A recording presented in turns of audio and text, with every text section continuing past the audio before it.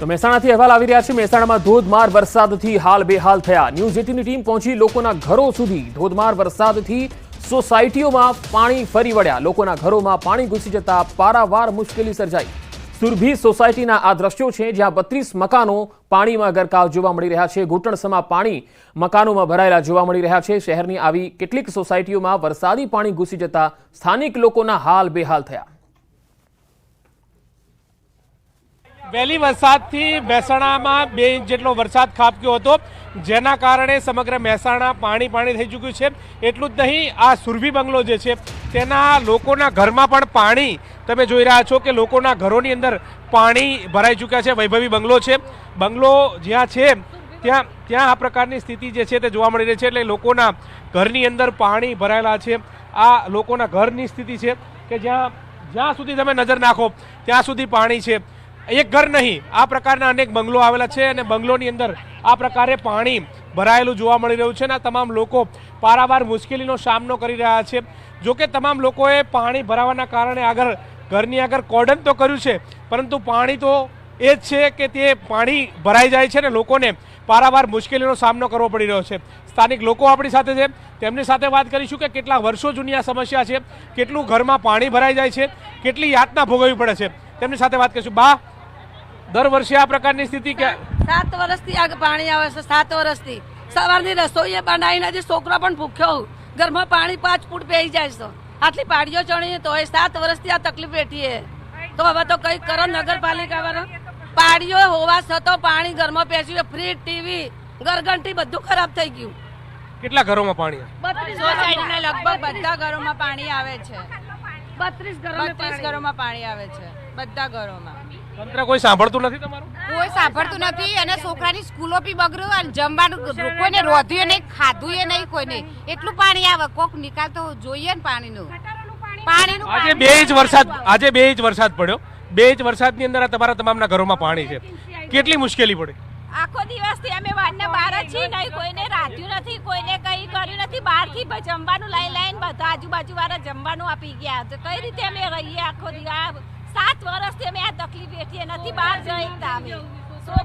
ગટરનું પાણી હોય એવું પણ લાગી રહ્યું છે।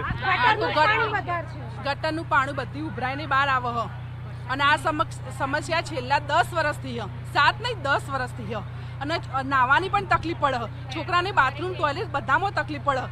આ ના ચાલે, બધાને એ રીતે આમ ઢોકળા મારે તો ઘરમાં ખાવાનું પણ નહીં બનાવી શકતા અમે। તંત્ર કઈ નથી કામ કરતું? ના, કશું કરતા નથી, કોઈ જોવા જ નહીં આવતા અને વોટ લેવા હોય ત્યારે આવી જાય છે બસ। વધુ એક ઘરના દ્રશ્યો બતાવી રહ્યો છું કે જેના ઘર જે છે તેમાં આ પાણી ભરાયેલું જે છે અને લોકોના વાહન પણ પાણીમાં જોવા મળી રહ્યા છે। લોકોની જે સાધન સામગ્રી જે છે તે પણ પાણીમાં જોવા મળી રહી છે। તમે જોઈ રહ્યા છો કે કુંડા જે છે તે પાણીમાં તરતા હોય તે પ્રકારે લાગી રહ્યું છે। વાહનો પણ બહાર મૂકવા પડી રહ્યા છે અને એના કારણે લોકોને પારાવાર મુશ્કેલીનો સામનો કરવો પડી રહ્યો છે। મહત્વનું એ છે કે લોકોએ ઘરની આગળ પાળી બનાવી છે, એટલે ઘરમાં પાણી જતું અટક્યું છે, પરંતુ ઘરના કમ્પાઉન્ડમાંથી ક્યાં પાણી જાય તે પ્રકારની સ્થિતિ જે છે તે જોવા મળી રહી છે। કેટલા કલાક થાય છે પાણી ભરાય છે અને પાણી નીકળે ત્યાં સુધી? પાણી ભરાય તો ફટાફટ ભરાઈ જાય છે, પણ નીકળતા તો રાત થઈ જાય છે। 12 કલાક 13 કલાક જેટલો સમય થઈ જાય છે નીકળતો। બહુ જ ગટરનું પાણી બહુ ઉભરાય છે। ચોક્કસથી તો 12 થી 13 કલાક જેટલો સમય થઈ જાય છે, લોકોના ઘરમાં પાણી જતું રહે છે, લોકો પારાવાર મુશ્કેલીનો સામનો કરી રહ્યા છે। ન્યૂઝ 18 સાથે પોતાની જે વ્યથા જે છે તે વર્ણવી રહ્યા છે, તે જ દર્શાવે છે કે કેટલી મુશ્કેલી પડી રહી છે। આ વૈભવી બંગલોમાં રહેતા લોકોની આવી હાલત છે તો સ્થાનિક લોકોની કેવી હશે? ચોક્કસથી આ પ્રકારના જે પારાવાર મુશ્કેલીનો સામનો જે છે તે સ્થાનિક લોકો કરી રહ્યા છે અને લોકોના ઘરમાં પણ 2 ઇંચ વરસાદમાં પાણી ઘૂસ્યા છે। કેમેરામેન પંકજ મકવાણા સાથે ગૌતમ શ્રીમાળી, ન્યૂઝ 18 ગુજરાતી, મહેસાણા। મહેસાણામાં પાણી ભરાતા તંત્ર એક્શનમાં આવી ગયું છે। ફાયરની ટીમો પાણી નિકાલ માટે કામે લાગેલી છે। ઘૂંટણસમાં પાણી ભરાતા લોકોમાં ભારોભાર રોષ છે। તંત્રના પ્રી મોન્સૂન પ્લાન સામે પણ ખૂબ જ આક્રોશ વ્યક્ત કરી રહ્યા છે।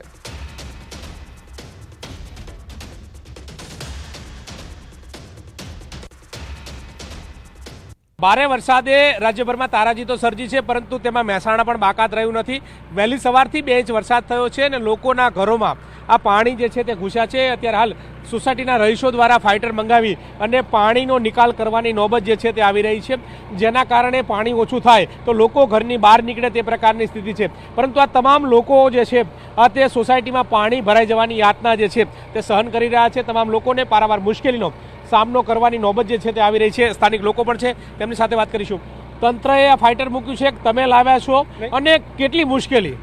આ ફાઇટર જે મૂક્યું છે તંત્રે મૂક્યું છે, પણ કેટલી રિક્વેસ્ટો મેં કરી છે, કેટલી વિનંતીઓ મેં કરી છે.